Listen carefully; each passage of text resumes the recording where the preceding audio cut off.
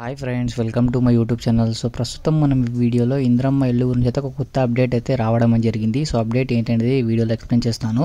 అయితే బీఆర్ఎస్ ప్రభుత్వం ఉన్నప్పుడు అయితే కొన్ని ఇల్లులు అయితే కట్టారు కదా. సో అలాంటి ఇల్లులు అయితే కొన్ని కట్టి కొన్ని కట్టకుండా వదిలేశారు. సో అలాంటి ఇల్లులు అయితే మనకి 30,000 ఇల్లులు అయితే ఉన్నాయంట. ఆ 30,000 ఇల్లులు అయితే ఏవైతే ఉన్నాయో సో ఆ ఇల్లులన్నీ మనకి రీకన్స్ట్రక్షన్ చేసి మనకి ఎవరైతే L2 కేటగిరీలో అయితే సెలెక్ట్ అయ్యారో వాళ్ళకైతే ఇస్తారని అయితే వీళ్ళైతే చెప్తున్నారు. 30,000 ఇల్లులు ఏవైతే ఉన్నాయో ఇవన్నీ మనకి ఊర్లో ఇచ్చినవి, అంటే మనకి అపార్ట్మెంట్స్ కాకుండా కింద మనకి గ్రౌండ్లో కట్టిన ఇల్లులు ఉన్నాయి కదా. సో అలాంటి ఇల్లులు అనమాట. మనకి సిటీలో వచ్చేసి మనకి అపార్ట్మెంట్ టైప్స్ అన్ని కట్టారు కదా. సో అలాంటివి అయితే మనకి ఇక్కడ గిట్ట చాలా అంటే రిపేర్ చేయకుండా ఇల్లులు అయితే చాలా ఉన్నాయి.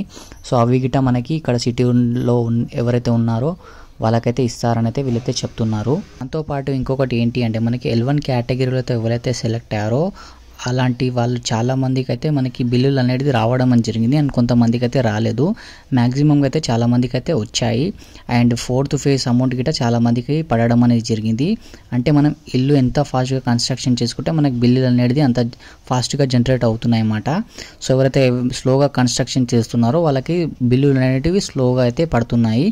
అండ్ మనం చూసుకున్నట్టయితే మనకి స్టేటస్లో మనకి మన మొబైల్ నెంబర్ లేదా ఆధార్ కార్డ్ నెంబర్ మనకి టైప్ చేయగానే మనకి ఎంత అమౌంట్ ఇంకా పెండింగ్లో ఉన్నది మనకి స్టేటస్లో అయితే మనకి కింద అయితే చూపిస్తుంది. సో ఎవరికైనా డౌట్ ఉంటే కింద వెళ్ళి అయితే మనకి స్టేటస్లో అయితే మనకి చెక్ చేసుకోండి. ఇంద్రమ్మ అని మనకి గూగుల్లో అయితే టైప్ చేసే మీకు స్క్రీన్ బోర్డ్ పైన మీకు స్టేటస్ ఆప్షన్ అనేది చూపిస్తుంది. సో అక్కడ క్లిక్ చేసుకున్నట్టయితే మనకి స్టేటస్ అనేది చూసుకోవచ్చు. అండ్ దాంతోపాటు ఇంకొక విషయం ఏంటి అంటే మనకి L2 కేటగిరీలో అయితే ఎవరైతే ఉన్నారో సో చాలామందికి MPDO పెండింగ్ అని చూపిస్తుంది కదా.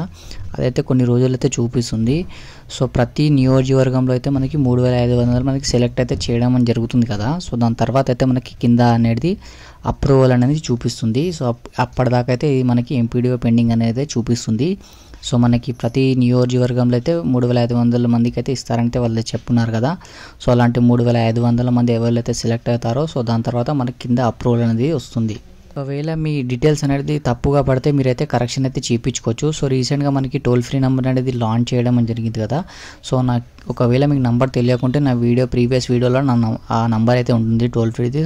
సో దానికి కాల్ చేసి అయితే మీరైతే మీ కరెక్షన్ అనేది చేయించుకోవచ్చు. ఒకవేళ L2 కేటగిరీ వాళ్ళకి L3 పడితే మీరైతే కాల్ చేసి మీరు కరెక్షన్ అయితే ఈజీగా అయితే చేయించుకోవచ్చు. అండ్ ఒకవేళ అర్హులు ఉంటే వారైతే చేస్తున్నారు, లేదంటే ఒకవేళ మీకు సొంత ఇల్లు ఉంటే చెక్ చేయడం అనేది జరుగుతుంది. సో ఒకవేళ మీరు అర్హులు ఉన్న వాళ్ళే కాల్ చేసి మీ డీటెయిల్స్ అనేది ఇవ్వండి.